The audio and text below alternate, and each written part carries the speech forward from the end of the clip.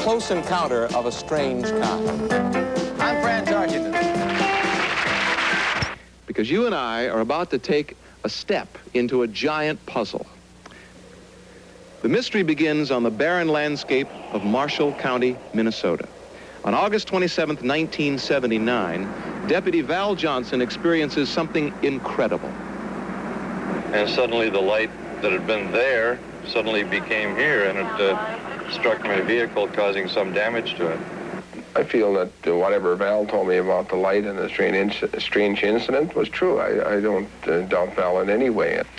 Hoax doesn't seem very likely in this case, not only for what all of Johnson's colleagues and friends have indicated about the man, but because of the unusualness of the effects. I'm convinced that it's something not of the ordinary in nature because of the sequence of the fractures as they occurred and the magnitude of the stresses involved in them. Deputy Johnson is a policeman. The documentation of his experience comes from an unusual source. We have a recording of the actual radio call that he made seconds after the incident. Listen closely. 407, what is your condition? I don't know. Someone just hit my car. I don't know how to explain it. Strange. Are you, what's your condition? Are you okay? Something attacked my car. I heard the glass breaking and the locks, the brakes locked up. I don't know what's going on. 10-4, I'll get hold of 406 Stephen and send him on his way. What is it that happened? Deputy Johnson recreated step by step the events of that night. I was on routine patrol, and I came up to this intersection, and I looked south, and I saw a bright light just over the center of the roadway. My first impression was that maybe it was a semi with one headlight broken out, and then it dawned on me that the light was too big around and too intense for an ordinary headlight.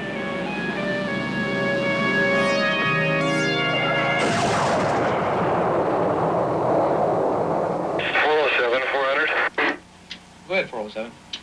388, 220, 5.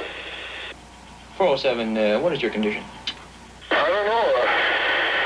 Something just hit my car. I don't know how to explain it. Strange. Are you, what's your condition? Are you okay? Something attacked my car. I heard the glass breaking and the locks, the brakes locked up. I don't know what's going on. What happened? What kind of car? 10-4, I'll get hold of 406 Stephen and send him on his way. Val was rushed to a local hospital where he was examined by Dr. W.A. Pinsonalt.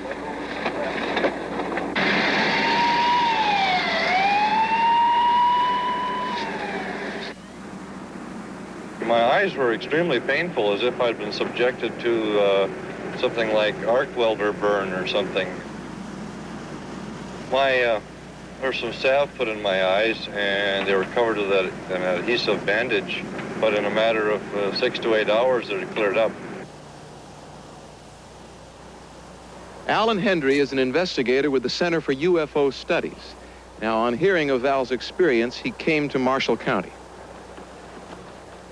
The case is quite striking for the simple reason that a law enforcement officer has reported a sighting that left behind damage to his car and injury to his own eyes immediately following the experience.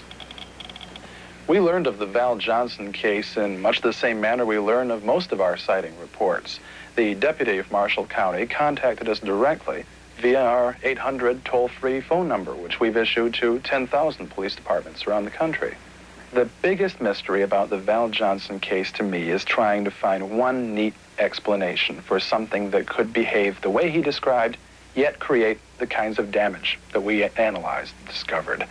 Mr. Meridian French, a crash technician for the Ford Motor Company. A request was made by Mr. Alan Hendry to Ford Motor Company, and through the normal chain of command down to the glass division, I, as the so-called glass expert, was asked to come out and examine the windshield. The cracks in this particular windshield are not unusual in themselves, any one of which I could reproduce myself in the laboratory. But as a group, They're unusual. French traced the outlines of the shattered windshield in order to analyze the fracture.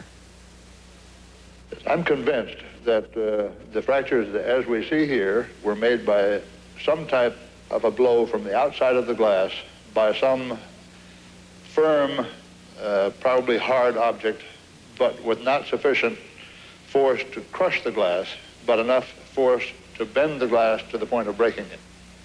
I have not seen anything like this before. They are extremely unusual. I've been in law enforcement for about 15 years. I've been chief deputy sheriff in Marshall County for 8 years, and I was elected sheriff of Marshall County last January 1st, so I've been in office about a year now. The car itself had busted headlights. The windshield was broke.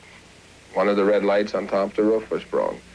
The antennas were bent backward, where if an object would have struck them, they should have been bent forward. But they were bent the opposite way, as if some force had bent them. Val Johnson's a very good fellow, and he's a good officer. He has 3 young children and a nice wife, and he's a very reliable person. And my feeling was that whatever happened was strange and unknown, and there was no doubt in my mind that Val was telling what he actually saw. This is Deputy Val Johnson and his wife, Roseanne. Everybody?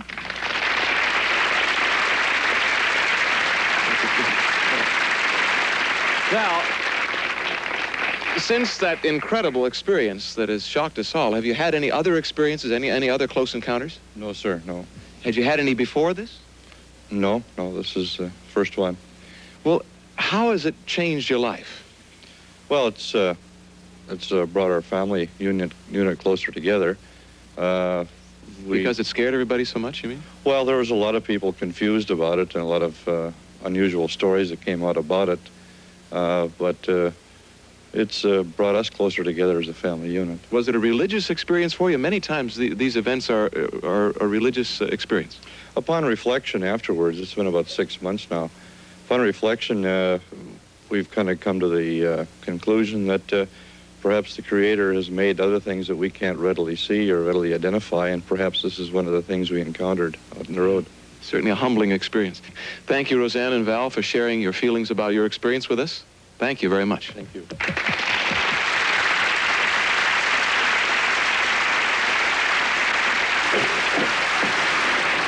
Val, what happened? I don't know what the hell happened. What kind of car was it? It wasn't a car, Greg. I don't know what the hell it was.